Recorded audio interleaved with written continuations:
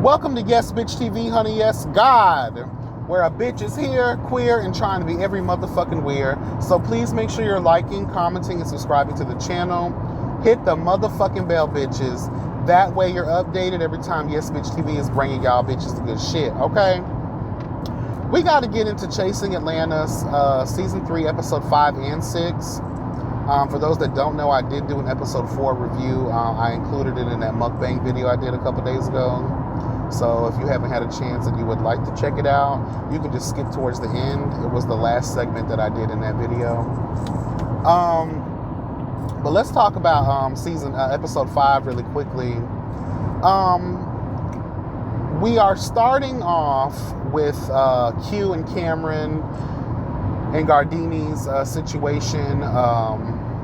Let me tell you something real quick. I still stand by what I said in the other video that I did. Cameron just blows where the wind blows. And I totally agree with Q. Apparently they've come to some kind of, common resolution, bitch, to where they now see eye to eye. Gardini doesn't believe it to be so. And to be quite honest with you, I feel the same way. But I'm going to keep it real. I understand a lot of this is for the sake of the show. And, I do understand Q. And I don't want no drama. I don't start no drama. I don't carry no drama. I'm so real to the point where if you hear something, come to me, bitch.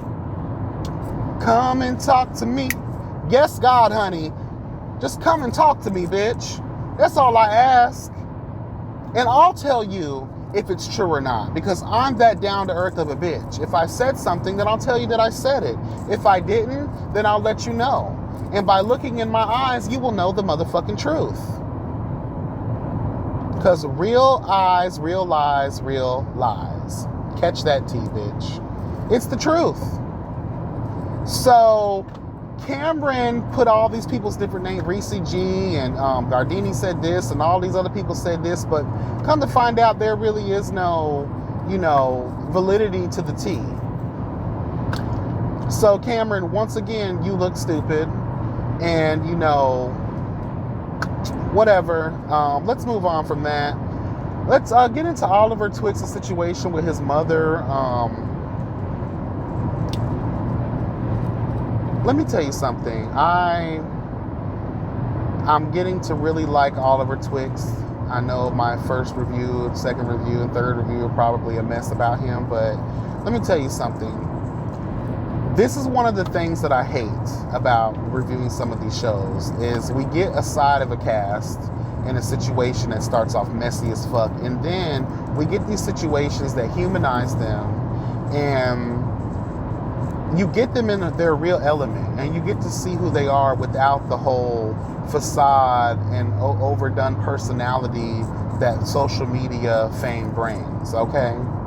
So it was great to see this. The Chasing Reality franchise period does a good job of this. I can appreciate these moments of realness and getting in depth to these people's lives and their real problems. And this is the shit that I like to see. Episode 5 period was, I think, one of the better episodes that definitely showed Oliver's true talent. And I give the boy major props. He is a very talented individual. I definitely can see why Chasing Atlanta has definitely centered this season around him. And to be quite honest with you, I think it's going perfectly. What better way to get a bitch who's really actually chasing something, involved in something, and who's really talented? I've listened to a couple of the songs and I'm like, wow, he is very talented. And I did notice that We Were Born was also getting a lot of shine and camera time. So it is kind of good to see the newcomers, it's all shared though. I think Jaylon's getting his time. Everyone's kind of getting their time, but we do see more so We Were Born and Oliver Twix in the forefront of this season. Which I think are all great picks. Like I said in my first review, bitch, of this season, I'm enjoying the newcomers. I think they are adding a certain cohesion to this series that we didn't have before, and a certain a higher bar that we're setting for the girls on what you should be doing, and what products are you actually furnishing to the girls that are tangible. Okay, girl? Okay. But anyway, it was good to see him with his mom. Apparently, when he came out to his mom, that also gave his mom the strength, child, to come out of the closet as well. First of all, I can't tell you how rare that is in the community, but what did Amanda Perez say? God send me an angel from the heavens above. Yes, send me an angel to heal my broken heart from being in love. 'Cause all I do is crying. You don't know how lonely that is, being in the closet, girl, and then trying to open up to your mom, or, you know, I don't know what that's like because I grew up in foster care, but I can only imagine what that's like for other people. That cannot be, and then to come to find out that she's one of the girls too. Okay, yes, God, honey, like, or one of the boys, or whatever, girl. I don't know lesbian terminology like that. But it was a heartfelt moment. It brought a level of understanding to who Oliver Twixt is that I otherwise didn't feel like I had before. So I have a certain level of admiration and respect for him now, definitely. We are, what is the other situation? Oh, girl, the girls gather real quick. Oh my goodness, child. I guess Troy came over. He tried to be Miss Susie Matchmaker with the girls really quickly and fix their credit relationship with each other, girl. And Jatwan was not having it, bitch. And you know what? Let me tell you something. I totally get that situation, because it's like, do not fucking call my phone, bitch. Do not call my phone trying to get involved in something that has nothing to do with you. But let me keep it real. Now that I know that the girls are from Florida, we're more head on, bitch. We're more, let's get to the point. Let's talk this out face to face. We don't have time for the backwards drama, bitch. We don't have time for that. So I do kind of get Troy and Oliver Twix's perspective as it pertains to that particular situation with Jatwan. Because I'm like that too, bitch. If we got a problem, I can call you right now. Especially if I got your number, bitch. I'm gonna call you. But I do feel where Jatwan was coming from, especially if I don't know you like that. And plus it's on the camera. So it does seem a little bit messy. If I have beef with someone that is not you, allow me to take the time that I need to come around to feel like I want to be in their presence and actually talk about the situation so we can resolve it, if that's what the fuck we're trying to do at the time. So I'm kind of impartial to that whole situation. We get to the charity event, child. The girls are sharing their story about the things they've gone through in their life and how they overcome adversities and all this, you know. They tried to shade Oliver with the singing, but I knew better. The same way they tried to do Corday in that damn club on G-Status ATL Hustle. They tried to come for the girls really quickly, but I know better. Because if you do your work, you would know the girls are actually talented. Okay, they're actually really talented. As much as I talk shit about Corday from G-Status ATL Hustle, I will give him his props. The boy is talented.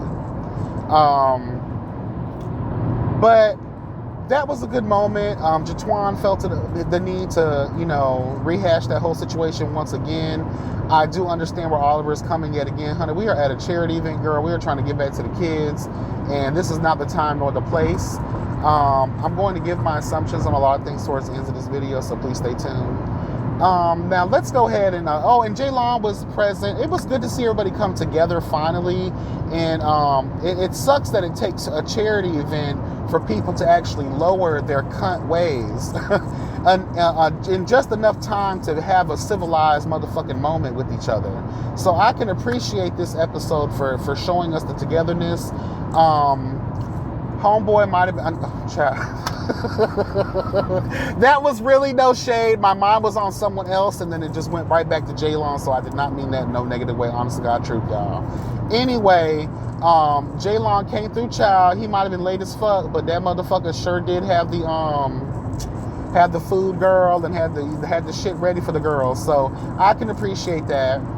Now let's move on, bitch, to episode 6 that was out. Girl, let me tell y'all something. Sometimes you have to put the drink down, bitch. Sometimes you have to know your limit. Girl, I knew my limit when I reached about 23 years old. I was in Atlanta. I lived in Atlanta. I went to this club called The Cave, bitch, in Decatur, bitch. Drop down in the comments if you live in Atlanta and you know about the motherfucking Cave, bitch. The hoodest straight club in the motherfucking projects, bitch. Let me tell you something. I had a good fucking time. I was celebrating my 23rd birthday and I was drunk as fuck. Homegirl at the bartender, honey. You know it's ghetto when they give you the red Solo cups, bitch. Those are your shots, honey. Okay, yes, God, bitch. But, bitch, I was drunk as fuck. It was in that moment I realized that after about 10 to 15 shots, I was way above my local, my motherfucking limit, bitch. So some of y'all girls need to really take a chill pill, girl. Have a Pepto-Bismol, have a cigarette, bitch, and take your ass outside and get some fresh air real quick and have a glass of ice water, bitch, and a piece of bread in your purse. Because my God, my motherfucking God, like y'all hoes was drunk as fuck, bitch. So yeah, child, them girls was drunk as a motherfucker, honey. And you know what? Let's set the stage real quick again. The girls are on their way to Miami. We Were Born's flight is late. Lil Kendra and Jaylon are the first ones to arrive at the house that Oliver has procured for this little trip of theirs. And, you know, the house is cute or whatever. It looks like an Airbnb or, you know, whatever, like someone's renting them their house for the weekend really quickly. And let's just go ahead and dive into this fuck shit really quickly.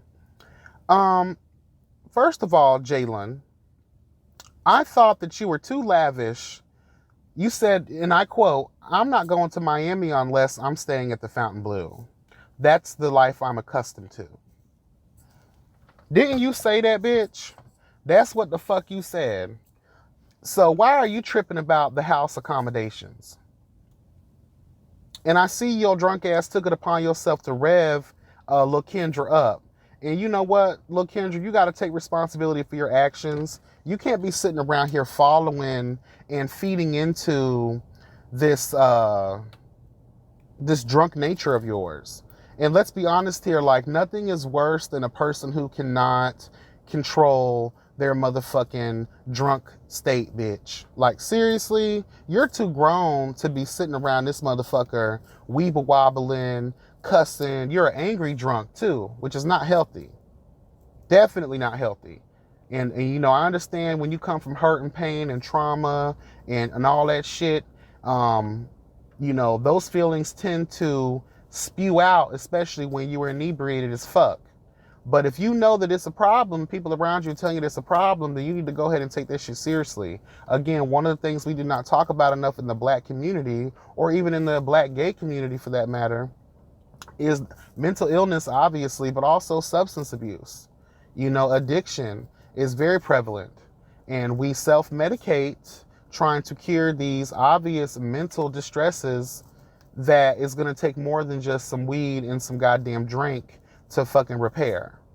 Okay, if anything, it's going to put you in a different, you're going to become codependent on those things. And those things are going to be the power source, your power source for now on. And then now you're addicted, and now your whole life is down the drain. Hashtag free Lil Kendra. Okay.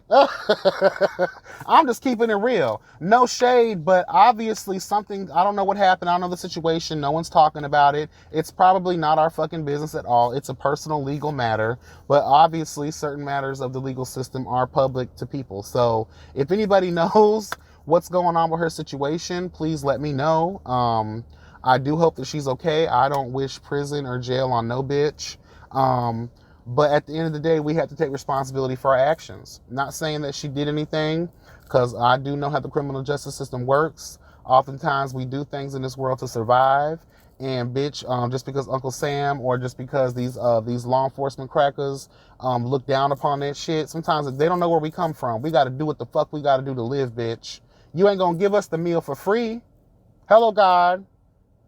You ain't gonna give us the meal for free, bitch. So we got to do something to get the coins up. Hello. I don't know what her situation is, but I'm just calling it all out. You know, the gays, we know how to pull the checks, girl. So I don't know. I don't know. Anyway, they trashed Oliver's room. This is another situation. I'm talking about deposits. You guys are not thinking. You don't know what this guy had to put down in order for y'all to come and stay there. And you're breaking stuff. You're wasting toilet paper. Yeah, don't waste toilet paper, bitch. That shit costs bread. So I hope you brought your own, because I'm not buying no more for the house, bitch. And then y'all breaking stuff and trashing people's stuff, and the girl was sleeping in his bed. Like, who was that? And why are you sleeping in someone else's bed, girl? I don't know, girl. Like, y'all just really disrespected Oliver. He invited y'all bitches to come out, and y'all totally just disrespected him like that. Blame it on the drink all you want to. Those were y'all's real feelings. And thank you, Jalen, for expressing yourself in your confessionals like you always do. And you talk shit about everyone you have supposedly befriended. Hashtag free little Kendra. Because she's next on your list of, when you're done using her, you will be abusing her. And like I keep telling people, you will learn. You will learn. Okay, you will learn. Hello, God. Anyway, child, basically, and then We Were Born ends up showing up, child. Motherfucking, I don't know what happened. We did see Reese G was there. The other producer was there as well. Let me tell y'all something really quickly. The pots have been fucking cooking, bitch. The pots have been cooking, honey. They've been in the background stirring these fucking pots. And y'all don't do a good job of hiding it. You really don't. You can tell when it's acting, you can overacting, and you can definitely tell when there's something there's something that y'all thought y'all had under control, but then it just blew way out of proportion. Rendering y'all storyline useless as fuck, in my opinion. I'm just keeping it real, bitch. I'm just keeping it real. So apparently during that slumber party, from the time, because if you look at the attitude was perfect coming in. Something happened overnight while Reese G and them was there. And the reason why I say it, Reese, I love you, but you have said it yourself before. You are the creator of drama. Yes, God, honey. You will create something out of nothing in order to appease the audience, child. And the things we do for clout. I'm just keeping it real. But I know this is part of the game as well. So, if we look at the time frame from the overnight situation and then when Oliver comes in the next morning, all of a sudden Jaytwan's in his feelings. So, obviously the pots were cooking last night. Bitches were drunk, high, and they were talking that shit. And now Jaytwan has an attitude with Oliver. And Oliver, let me tell you something, bitch. I know that's right. I know that's right. You stood your motherfucking ground, bitch. You stood your ground. You weren't shaky. You weren't nothing. Girl, you were like, I wish this bitch would put his hands on me. And then it's just like, calm down, Jaytwan, girl. It is not that serious, girl. And if you already know, because you yourself stated that all of the bitches that gave you said tea were all messy as fuck and they can't be trusted. So why would you jump the gun and get that mad at Oliver if you yourself know that you got this invalid tea from raggedy ass bitches? Bitches who have already proved to be scammers. Bitches who have already proved to not have valid information. Because their hateration knows no motherfucking bounds. So, before you get your panties in a bunch, and I feel Oliver on that, tell me what I told y'all every time y'all ask me about these motherfucking people. I don't want to know they motherfucking business, bitch. And they didn't want to repeat it. So I feel Oliver on that shit. Like, y'all ain't finna sit here and make me look like a buffoon, honey, and y'all got me arguing with people over things that are not real. No, God, honey. And that's how we are in Florida. We don't play with dreams, baby. We talk about reality, bitch. We don't play with dreams. We talk about reality, honey. We don't have time for that. It's a different way of life down here in Florida, especially if you're from South Florida. So, bitch, let me tell y'all, that struggle is something totally different than what it is in Georgia. We know y'all got y'all set of struggles too, bitch, but we have ours. Understand, there's a hood everywhere, bitch, okay? And every hood has a struggle. So I'm gonna need y'all girls to fall back real quick, because you can't just be jumping in people's faces, throwing up tasers. That is considered a weapon, bitch. And you had all that energy, fucking taser, throw them motherfucking hands. I'm just saying, I'm not jumping in their shit, but I'm just saying though, in our reality as Floridians, where them hands at, bitch? You around here grabbing weapons, you have the audacity to be jumping in my face. Again, people will get fucked up for not stepping to you on real information type shit. If I said it, I'm gonna tell you that I fucking said the shit. If it's not real and it's fugazi as fuck, then guess what, bitch? If you yourself said that these people cannot be trusted. So why the fuck are you leaning on their fucking word? Girl, that's how you lose friendships. But let me get back on this real quick. So we're going to end this. They ended up resolving that issue and coming together. Let's talk about this really quickly. I was in their lives. And apparently everybody is almost pretty good at this point. Again, we have to understand that these episodes were taped sometimes last year, in the early of this year. So a lot of these beefs have already been resolved. So for the people that I'm talking about, I'm only talking about the episode. I'm not talking about where you currently stand. So I hope you guys understand that difference. And that's for all the reviewers as well. So we see you on your lives. Again, when we watch the show, we see the cast. I think I have everybody on the cast almost that I know of. So when you guys make a live, I jump in the shit. I see what's going on. That way I'm well informed about what's going on currently. And it seems like most of them have a good standing relationship. Oliver and Jatwan and Berlin, they're all good. Everybody's good. Everybody's good. And Lakendra's obviously still in jail because they floating around a Cash App. They helped this bitch get the fuck out. So again, hashtag free Lakendra. Anyway, I'm ready for the next episode, y'all. Let me know what y'all think about my review. If I forgot anything, please let a bitch know that I can expound on it a little bit more later. Anything else? Child, no. Why didn't Cameron go? How Cameron gonna sit there and invite bitches to some shit that he didn't even go to his motherfucking self? I don't know, child. Whatever. I think it would have been cute if Q would have went. Hopefully he ends up showing up. Anyway, you guys have a blessed day. Enjoy this fucking day because it's about to pour down, raining down here, bitch. But let me get in this class. I love y'all. Thanks for watching S Bitch TV, honey.